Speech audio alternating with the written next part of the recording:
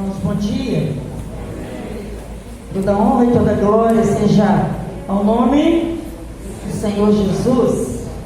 E nesta manhã, mais uma vez, nós estamos felizes e as nossas primeiras palavras sejam de gratidão ao Senhor, porque estamos aqui nesta manhã. E como nós temos dito, todos os domingos nós temos festa. E é mais uma festa que nós estamos começando nesta manhã. E estamos com muitos visitantes, muitas pessoas que já fizeram parte dessa igreja. E nós queremos dizer a todos que sejam bem-vindos em nome do Senhor Jesus. E que tudo que fizermos, tudo que aqui for realizado nesta manhã e neste dia, seja para a honra e para a glória do Senhor Jesus. Vamos nos preparar assim, ficarmos diante do Senhor desta forma. Nosso coração da Bíblia Joana Monteiro,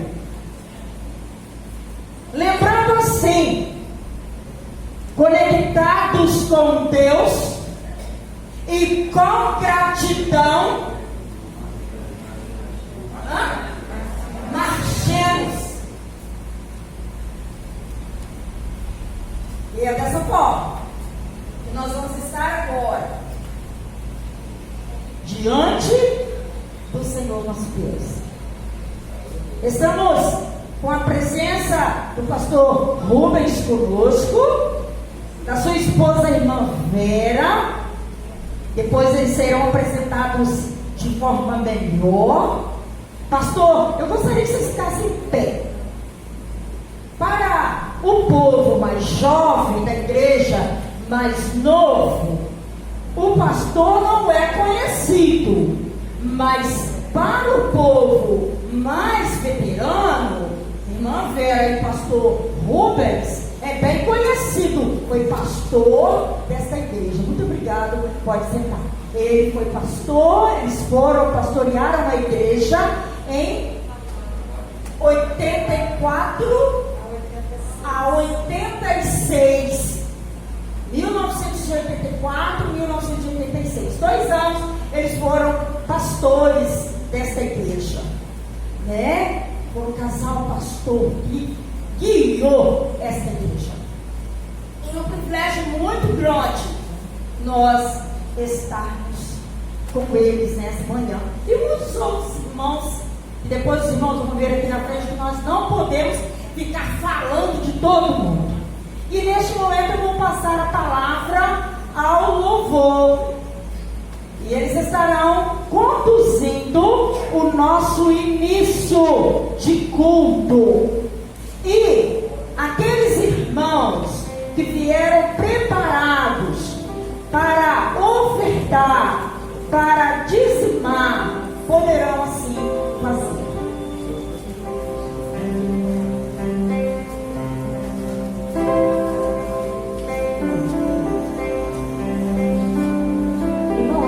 Colocar de pé e vamos adorar ao Rei da Glória, aquele que merece toda a honra, todo o louvor. Nós estaremos dizendo que nós vemos a glória do Senhor aqui. Nós sabemos que a mão dele é poderosa para nos ajudar e nos socorrer. Vamos adorar ao Senhor nesse momento.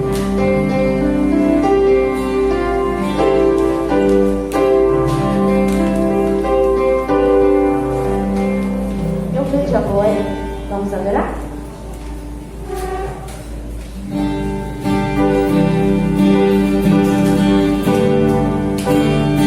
Vamos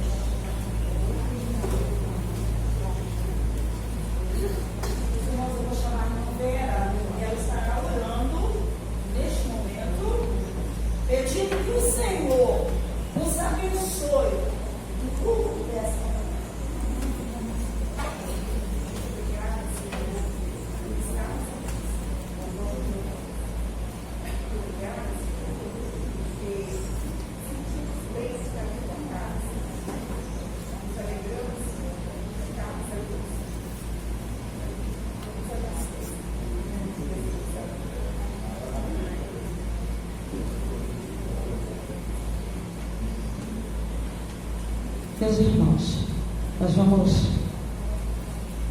recitar o versículo do Salmo 126, o versículo 3. E quando nós estamos procurando, as meninas vão colocar na mídia, eu gostaria de mais uma vez estar me relacionando aos nossos visitantes neste dia, neste culto. É um culto no centenário, mas voltado lá atrás, daqueles que já estiveram, já fizeram parte desta igreja, né, irmão Gilmar? Nós estamos vendo ali o irmão Gilmar, a família dele, irmão Vasti, a filha. O irmão Gilmar foi dessa igreja. Eu gostaria que eles ficassem em pé. Todos que estão na caravana, daqueles que são remanescentes lá da Pipe Jerônimo Monteiro, que já estão presentes aqui, por favor, ficam em pé. E nós vamos agradecer a todos que vieram naquela caravana, que vão cantar nesta manhã, que vão pregar nesta manhã. O pastor está aqui, irmã Vera, irmã Vasti, irmão Gilmar, irmão Herones, irmã Eliene. Mais alguém? Tamires, que vai cantar também, que faz parte. Ô irmãos, continuem em pé, por favor. Igreja, Bíblia, vamos falar alguma coisa gostosa e amável para eles? Vamos lá, nós que estamos sentados, vocês que estão sentados, né? Vamos lá, sejam bem-vindos em nome de Jesus. Isto, sejam bem-vindos em nome de Jesus. Vamos ler a palavra. 126, 3. Vamos juntos? Todo mundo sem ensaio? Vamos lá? Grandes coisas fez o Senhor por nós, pelas quais estamos alegres. Amém? A irmã Tamires vai louvar ao Senhor neste momento. Todos os irmãos da congregação que se fazem presente aqui também, nós estamos muito felizes com cada um.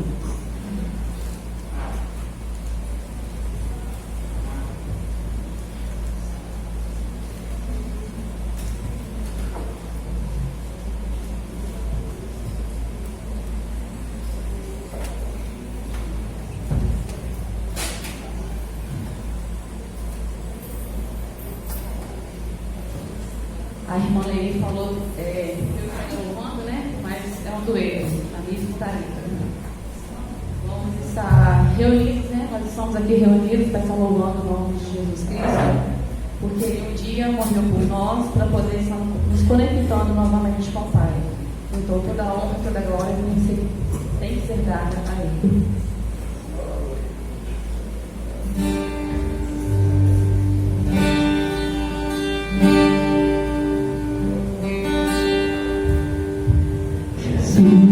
Tua presença, eu vivo aqui,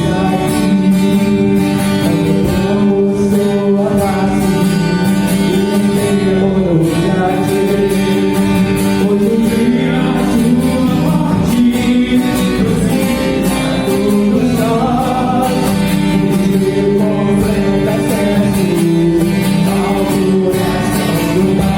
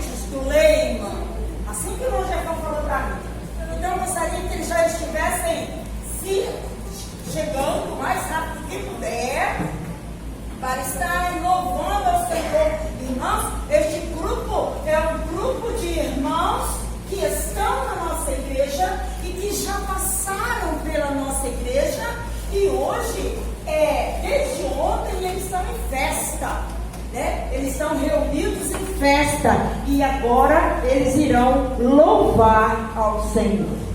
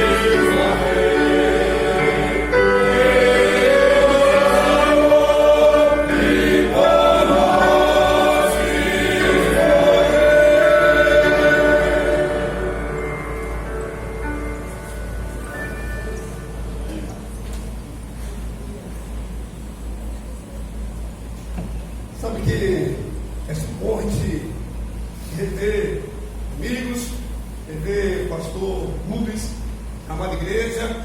Depois de anos e anos, nós nos encontramos para essa alegria, essa confraternização. Poder estar voltando aonde nós começamos. Eu lembro ainda adolescente, 12, 14 anos, logo cheguei e entrei no grupo Play. Foi uma alegria, atender participa do congresso, do retiro, festivais.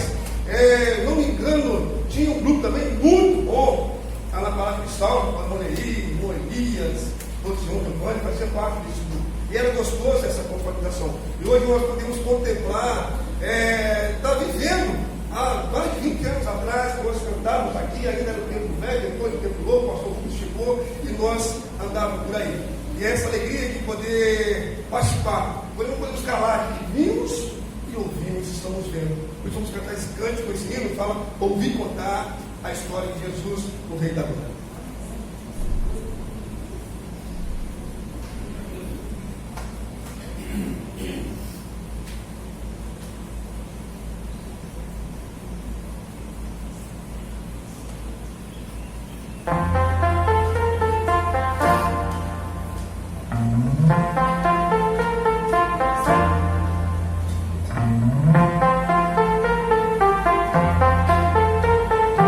E contar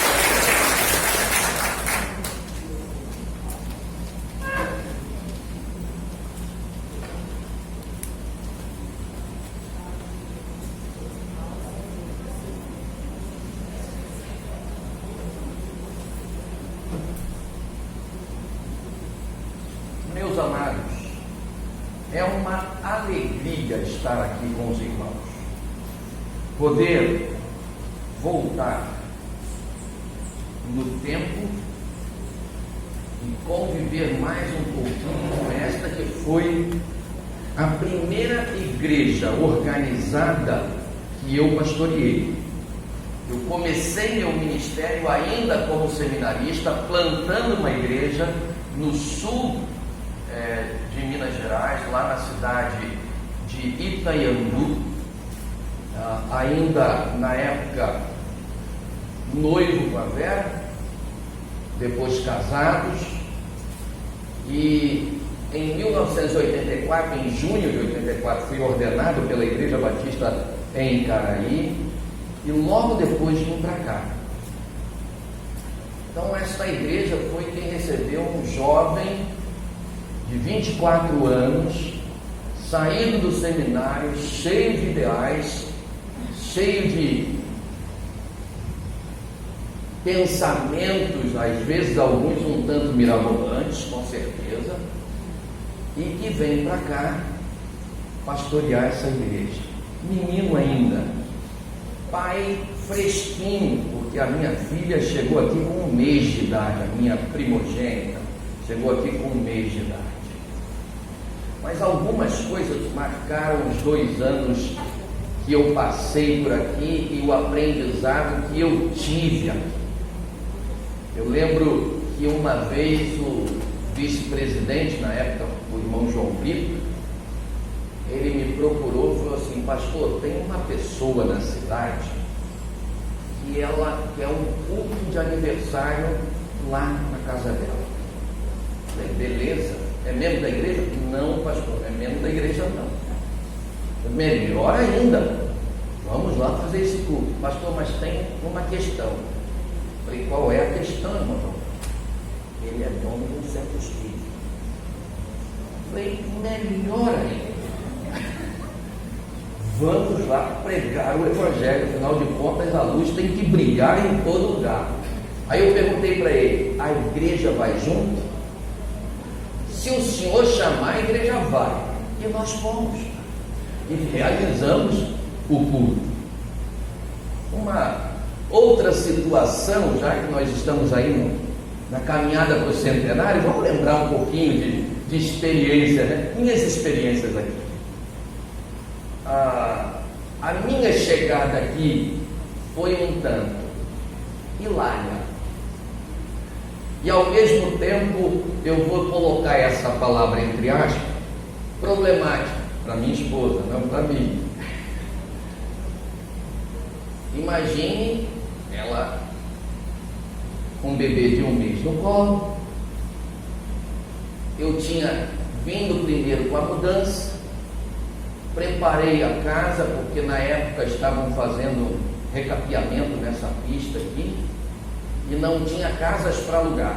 E a primeira que acharam, falaram: pastor, vem, essa casa é temporária. E foi mesmo, foi 1 mês e um pouquinho só essa casa.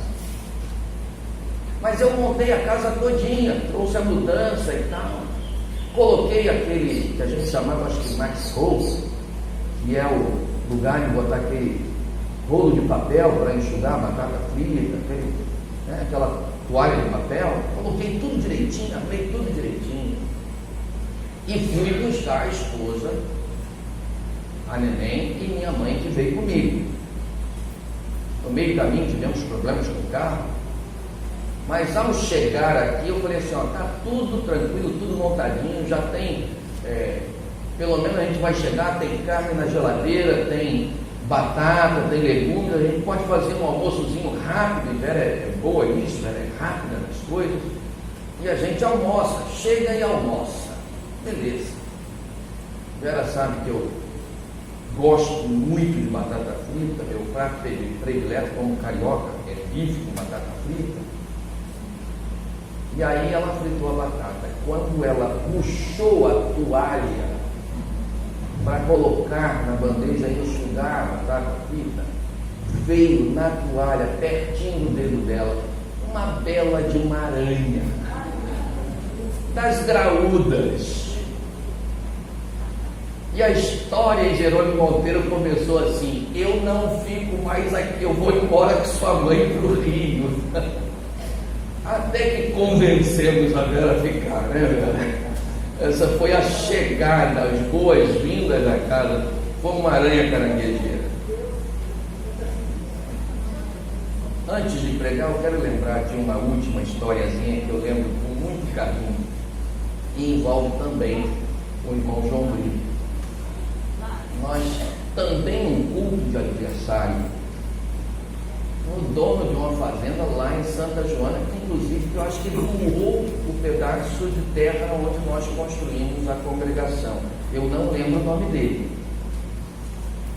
E fomos para lá. E o irmão Darcy nos levava muitas vezes aos cultos no ônibus que ele transportava o pessoal para o canavial, não é isso? E lá vamos de ônibus. Sobe, desce, sobe, desce, sobe, desce.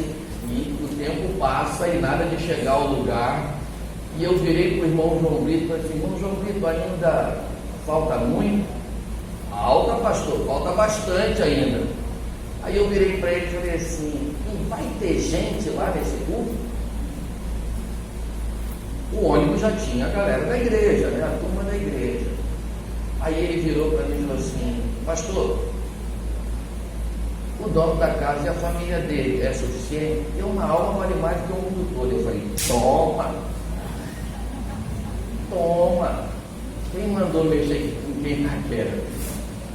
E chegamos lá, ele tinha amontoado o café que estava espalhado no terreiro, secagem do café, amontoou, botou a lona por cima, iluminou aquele terreiro de secagem do café, preparou uma espécie de púlpito para eu usar, e daí a pouco a gente só vê chegando gente.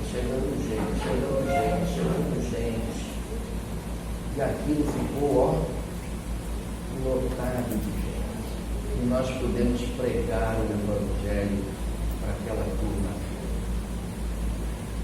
É muito bom a gente começar assim, aprendendo e ter como a nossa condição de aprendizado de início do ministério experiências gostosas como essas para contar.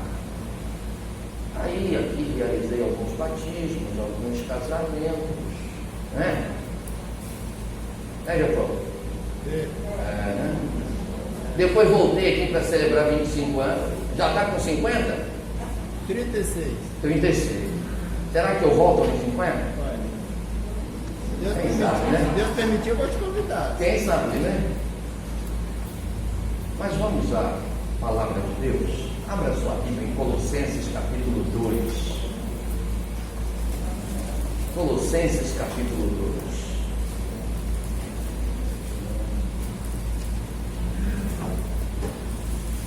A partir do verso 6.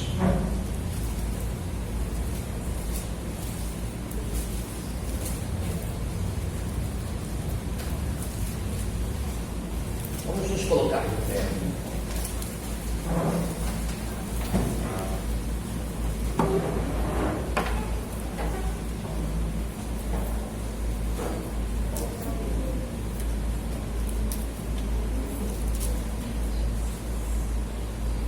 O texto diz assim: portanto, assim como vocês receberam a Cristo Jesus, o Senhor, continuem a viver nele, enraizados e edificados nele, firmados na fé, como foram ensinados, transbordando de gratidão.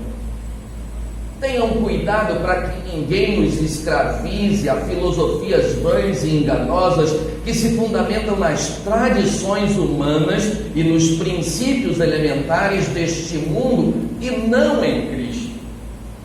Pois em Cristo habita corporalmente toda a plenitude da divindade, e por estarem nele, que é o cabeça de todo poder e autoridade, vocês receberam a plenitude. Nele também vocês foram circuncidados, não com uma circuncisão feita por mãos humanas, mas com a circuncisão feita por Cristo, que é o despojar do corpo da carne. Isso aconteceu quando vocês foram sepultados com ele no batismo e com ele foram ressuscitados mediante a fé no poder de Deus que o ressuscitou dentre os mortos. Quando vocês estavam mortos em pecados e na incircuncisão da sua carne, Deus os vivificou juntamente com Cristo. Ele nos perdoou todas as transgressões e cancelou a escrita de dívida que consistia em ordenanças e que nos era contrária. Ele a removeu pregando-a na cruz e, tendo despojado os poderes e as autoridades, fez deles um espetáculo público, triunfando sobre eles na cruz. Olhando para a cruz é o tema que eu quero pensar com os irmãos a partir desse texto nesta manhã. Vamos orar? Pai, que agora não seja mais eu, mas Tu através de mim, falando ao Teu povo, que o Teu Espírito possa trabalhar nos nossos corações, trabalhar o terreno dos nossos corações e da nossa mente, para compreendermos, Senhor, aquilo que Tu tens a nos dizer nesta manhã. É a nossa oração em nome de Jesus. Amém.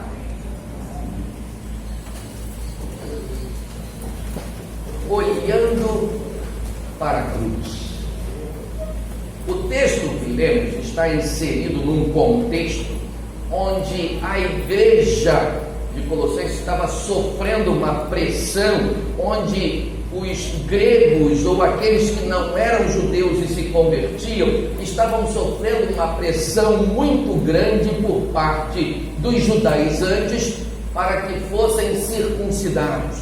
E Paulo escreve a esta igreja dizendo assim: não se deixem escravizar novamente. A circuncisão que vale não é aquela feita no corpo físico, mas a feita no coração, aquela que é feita pelo Senhor Jesus, pelo poder do sangue de Jesus vertido na cruz. Não quero tirar o texto do seu contexto original, mas esse texto nos traz lições importantes. Lembro-me que quando era pequeno ainda, lá na Igreja Batista do Laranjal, aonde fui chamado para o ministério, a igreja que pertencia, o pastor, em uma das suas mensagens, contou uma história, uma ilustração interessante. Parece que isso aconteceu na cidade de Londres, eu não tenho certeza, mas a história é de uma criança que sai com seus pais de casa e de repente, por algum motivo, ela se desprende das mãos dos seus pais. E sabe como é criança? De repente solta da mão, começa a correr para aqui e para ali, e os pais se desaperceberam da criança, e a criança se perdeu dos seus pais. E a criança começa a procurar os pais, e logicamente os pais procurando a criança, e não se encontravam. E os pais, apavorados, conversaram entre si, e um voltou para casa e o outro ficou procurando. E a criança, desesperada, sozinha, começa a chorar, senta à beira da calçada e chora. Um guarda, um soldado, percebe aquela criança. Ao perceber aquela criança chorando, se aproxima daquela criança e pergunta: por que você está chorando? E a criança fala: eu me perdi de papai e mamãe. E o guarda começa a perguntar à criança: mas aonde você mora? E a criança não sabia dizer o endereço da casa. A criança não sabia mostrar para o guarda aonde era o caminho da casa. E o guarda começou a conversar com aquela criança. E aí o guarda perguntou assim: mas não tem nada assim que você possa me dizer que seja perto da sua casa, algo que chame a sua atenção. E ele falava assim: olha, toda vez que eu abro a janela da minha casa, eu me deparo com uma cruz. Eu vejo uma cruz. Quando está de noite, iluminam essa cruz. O guarda lembrou onde tinha uma praça que tinha uma cruz. E foi com essa criança até lá. Quando a criança viu a cruz, ela viu a sua casa, ela disse: aleluia. A cruz estava gravada na criança. E ao ver a cruz, ela viu o lar.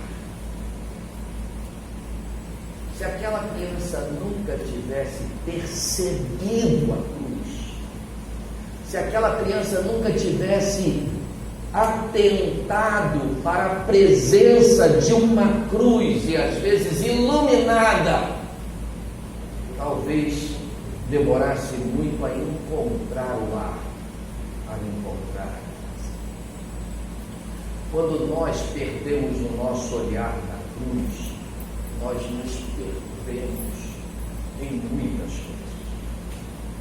Porque ao olhar para a cruz, nós podemos perceber quem nós somos, o quão vis e pecadores nós somos. Ao olhar para a cruz, e nós vamos nos lembrar da cruz quando recebermos os elementos da ceia, nós vamos perceber o quão pecadores nós somos, e pecadores indignos, e merecedores desta graça maravilhosa de Deus. Quando olhamos para a cruz, nós vemos o tamanho da dívida que nós tínhamos com Deus, dívida impagável, e a nossa total incapacidade de quitar esta dívida.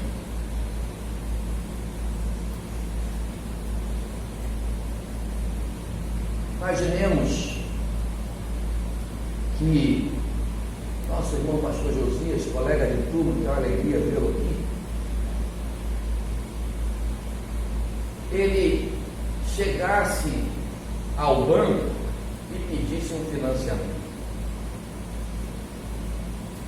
ou então comprasse alguma coisa no cartão de crédito, e ao invés de pagar tudo, ele deixasse essa dívida rolar e só pagasse o mínimo. E aí aquilo ia crescendo a um juro que provavelmente esteja aí entre 15% e 16% ao mês, e aquilo ia crescendo, a ponto de Lei começar a ficar nervosa e começar a fazer as continhas e ver que o orçamento doméstico, o orçamento do lar não tinha condições de pagar aquela dívida. A coisa estava numa situação terrível. E aí, quando ele tenta conversar com a administradora do cartão, ele vê que está numa situação que ele não consegue mais pagar. Mas ele é um cidadão de bem, tem um nome a zelar, mas ele tem consciência que não dá para pagar. Aí chega o Geomar para ele e fala assim: o que está acontecendo com você? O que está acontecendo com sua família? E ele chega assim e diz assim: rapaz, eu estou numa situação, eu entrei numa enrascada, comprei uma coisa no cartão de crédito, não paguei direito, a dívida está monstruosa, eu não consigo pagar, meu nome já está sujo, a coisa está feia lá em casa, a esposa briga comigo, a situação está... Eu vou colocar um número aqui meio. Quanto está a sua dívida? Eu já estou devendo para cima de 300 mil reais. Nossa.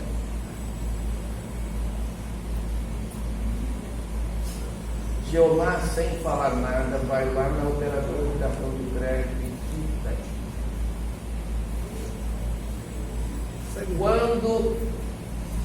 Quando você vai lá e tentar negociar, a operadora já pergunta: o senhor não deve mais nada aqui não, sua dívida foi paga. Olha, tem aqui uma promissória, ó, rasgar. Quando nós pensamos em olhar para a cruz e ver o tamanho do nosso pecado, esse nosso pecado é mais ou menos essa dívida impagável, e que Jesus, ao morrer na cruz, fez assim com ela, ó, rasgou, ele cravou-a na cruz. Essa dívida que era impossível de nós, seres humanos, pagarmos, porque não conseguíamos preencher a justiça de Deus, Jesus veio e pagou a nosso pecado. Mas quando a gente olha para a cruz, perceber a nossa dívida, nós percebemos que aquele lugar, a cruz, não era de Jesus. Aquela cruz era minha, era sua. Aquele lugar de morte era meu, era seu, não era de Jesus. Mas Ele tomou sobre si as nossas dores, os nossos pecados, as nossas transgressões, e como uma ovelha muda foi ao matadouro. Aquela cruz era nossa, porque o salário do pecado é a morte. Mas a graça de Deus, o dom da graça de Deus é a vida, e Cristo morreu em nosso lugar. Então, quando nós olhamos para a cruz, nós percebemos quem somos nós, a nossa dívida, o nosso lugar que era a cruz. Mas quando nós olhamos para a cruz, nós percebemos lá Jesus e o que Ele é. E o texto fala sobre isso. Ele fala que Jesus é a perfeita personificação de Deus. Algumas pessoas falavam naquela época que Jesus só tinha a aparência de Deus, que Jesus não era Deus. Ele era alguém que foi criado em primeiro lugar e veio como primogênito, como o primeiro filho, a primeira parte da criação. Ele veio ao mundo como um grande profeta, mas o texto nos diz que Ele é o próprio Deus. Nele habitava completamente, plenamente a personificação de Deus, ou seja, Ele era Deus. Era Deus vindo ao nosso encontro para morrer em nosso lugar. Ele é o cabeça, é o Senhor, é a autoridade da nossa vida e da igreja. Então Ele é Deus, perfeitamente. Quando nós olhamos para a cruz, vemos ali esse Jesus e o seu amor, porque a Bíblia nos diz que Deus é amor. Não é só uma pessoa que ama, mas Ele personifica o amor. A sua essência é amor. E Ele não precisou que nós fizéssemos nada para que Ele nos amasse. Ele não esperou de nós nenhuma iniciativa, Ele toma essa iniciativa, e aí nós percebemos quem Jesus é. Jesus é amor. Mas Jesus também é autoridade. Jesus também é poder. Por isso Ele é o cabeça da igreja, é o Senhor de nossa vida. Eu gosto muito de uns escritos de um evangelista chamado Bill Bright. Ele trabalhou com evangelização de universitários, e ele sempre, nos seus escritos de discipulado, ele desenha o coração de uma maneira que tem dentro do coração um trono. E é mais ou menos isso mesmo. Dentro do nosso coração existe um trono. O grande problema é quem está sentado neste trono.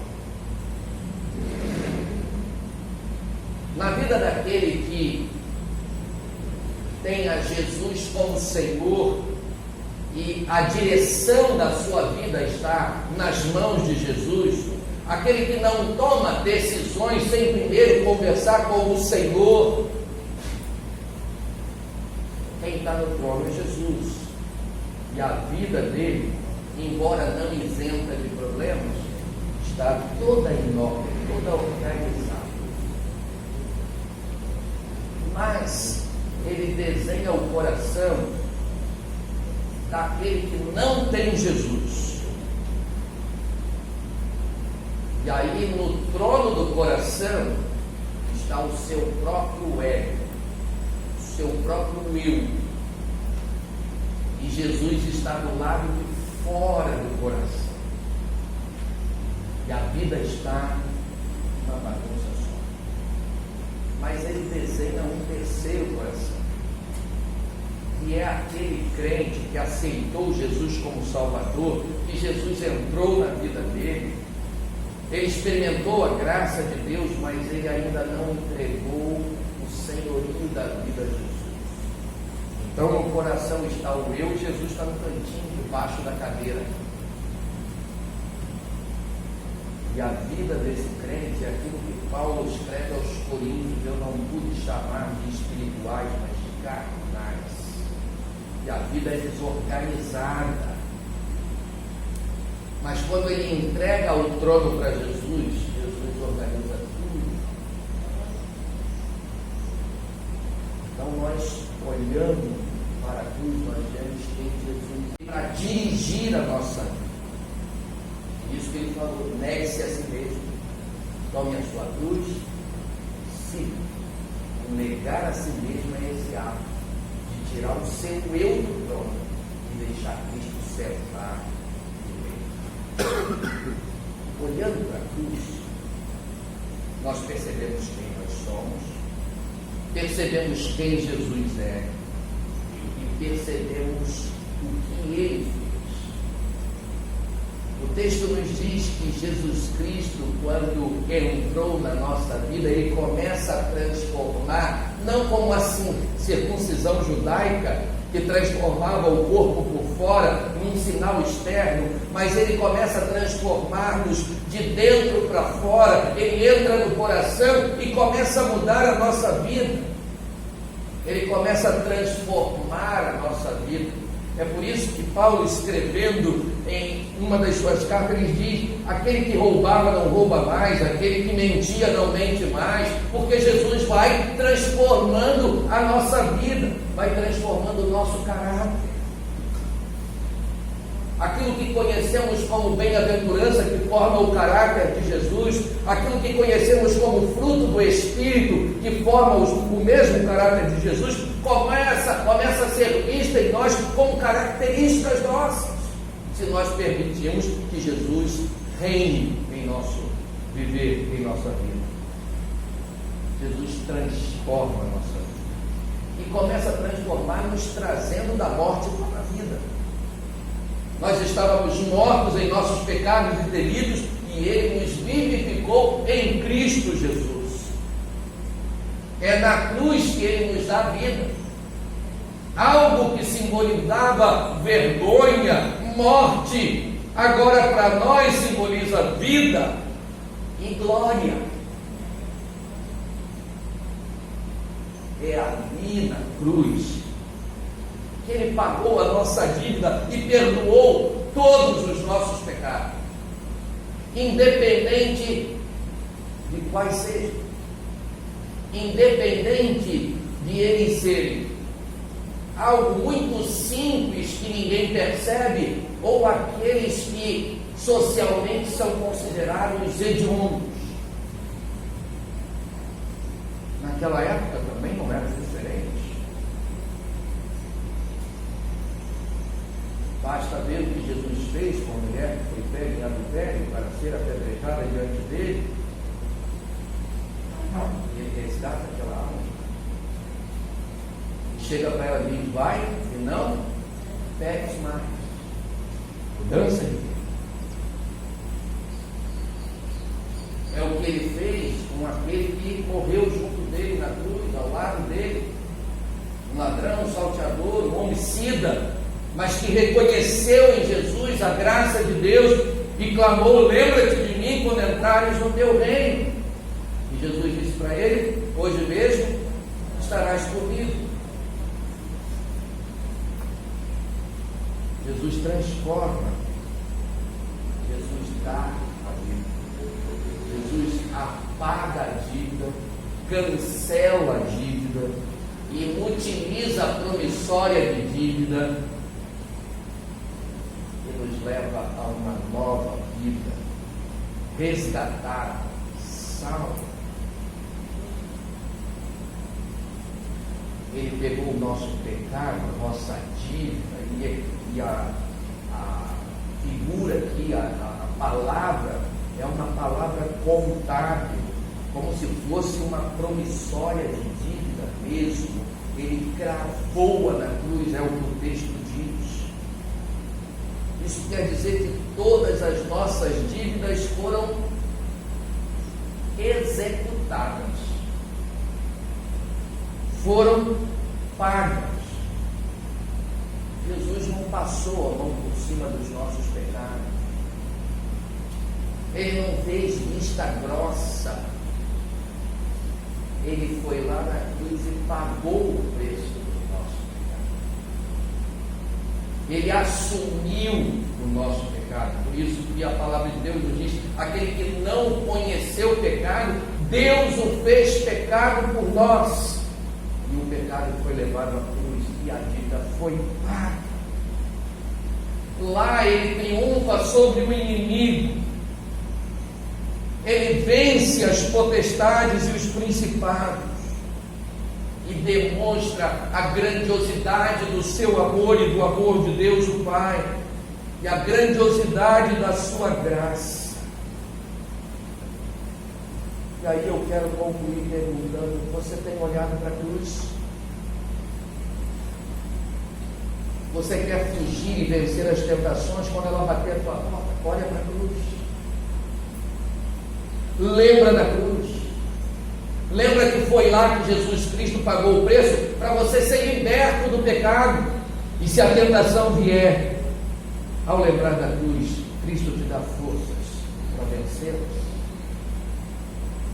Você tem reconhecido quem é você? Porque nós somos frágeis, falhos, pecadores, redimidos, mas pecadores.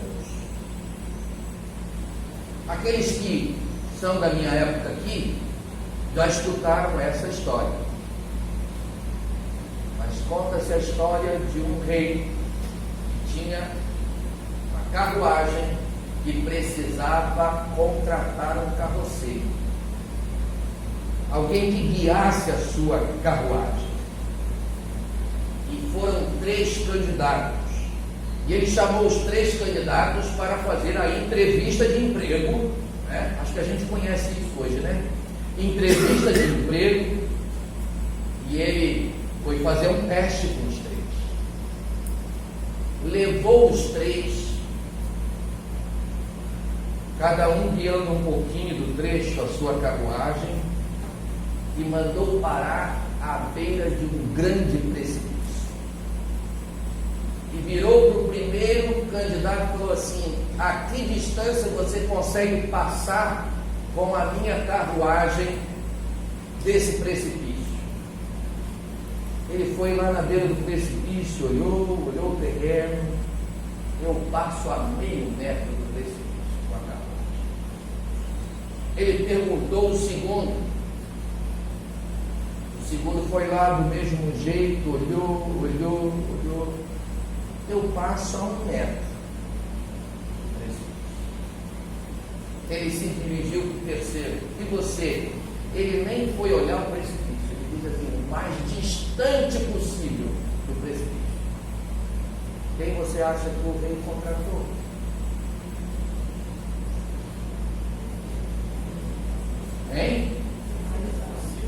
terceiro, exatamente, ele não gostava de passar perto do filho.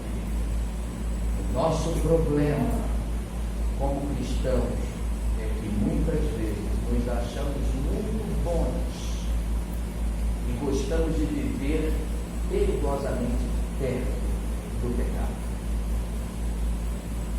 Gostamos de brincar de que somos os tais e passamos muito perto do precipício, e quando isso acontece, estamos muito perto de cair. Jesus nos pagou o preço do nosso pecado, não é para a gente viver brincando perto do pecado, é para estar o mais distante possível.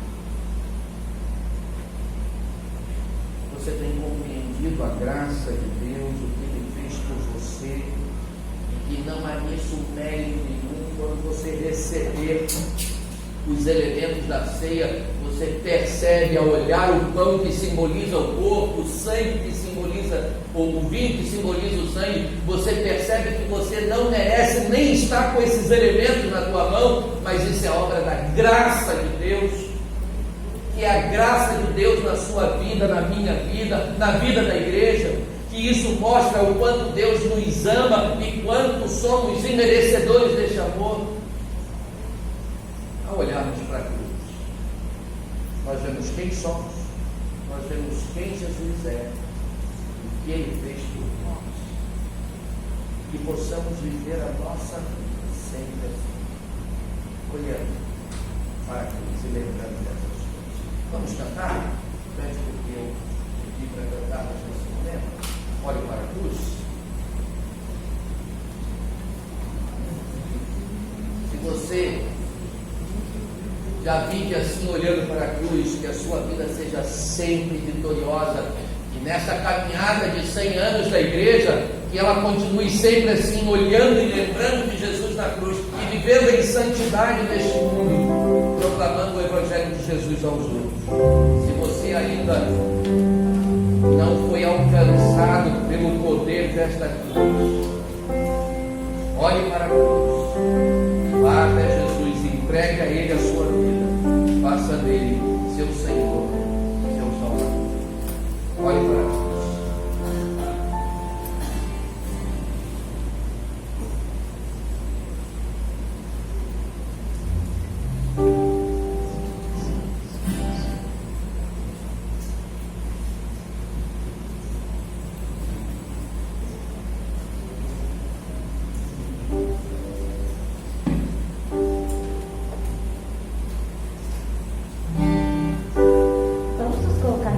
Vamos adorar ao Senhor, que somos quebrantados pelo Teu amor.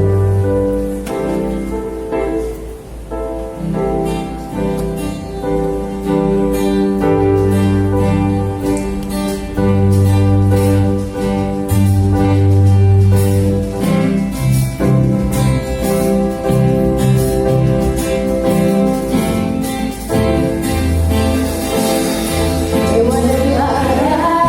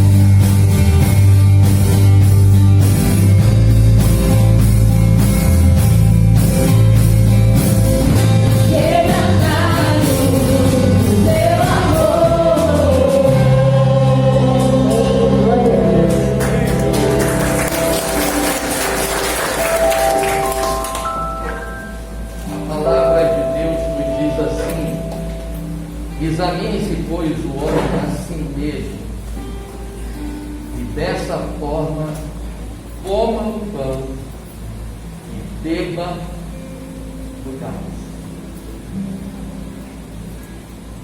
O momento da ceia é um ótimo momento para olhar para dentro de si mesmo e fazer conserto com Deus.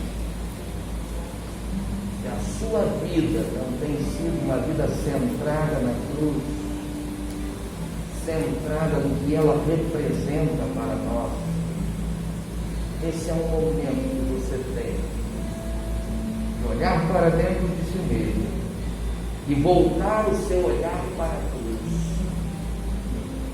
consertar com Deus.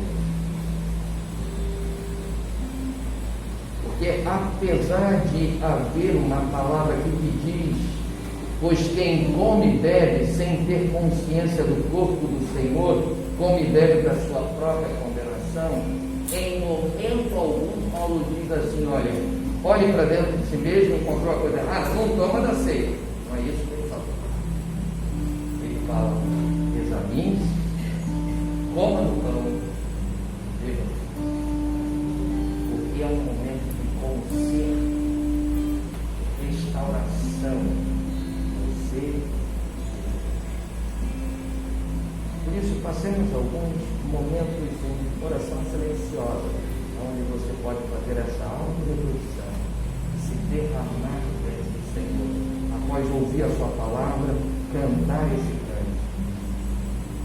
E você vai agora receber os elementos que simbolizam esse momento da cruz, que simbolizam a manifestação maior do amor de Deus, da graça de Deus, quando Jesus morreu pelos nossos pecados.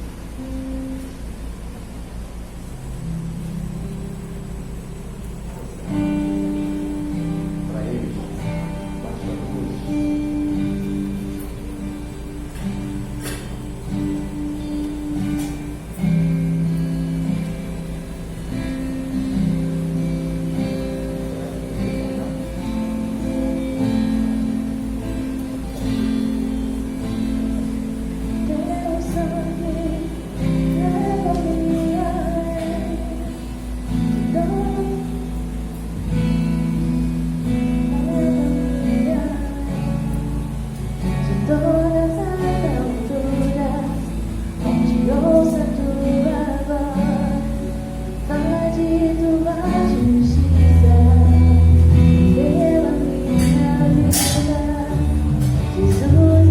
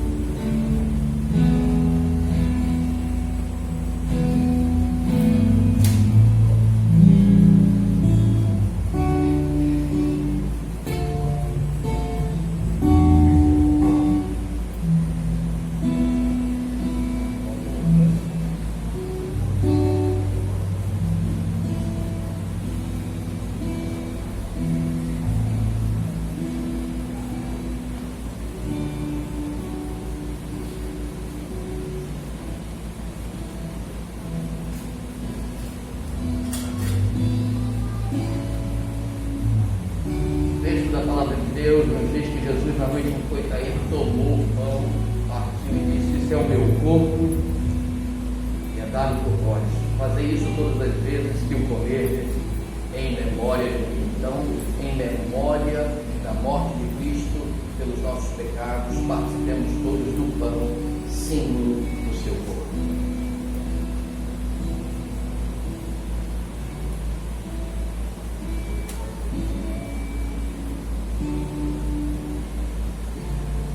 De forma semelhante, ele tomou o cálice. Disse: "Esse cálice é a nova aliança confirmada com o meu sangue.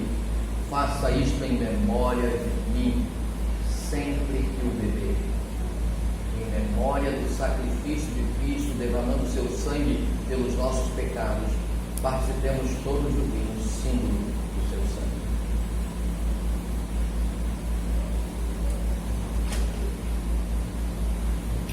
Vamos orar? Graças te damos, ó bondoso Deus, porque não somos merecedores, mas a tua graça, maravilhosa graça, infinita graça, nos alcançou, nos transformou, nos fez ver, Senhor, a preciosidade da cruz, a glória da cruz, onde Cristo morreu pagando o preço dos nossos pecados.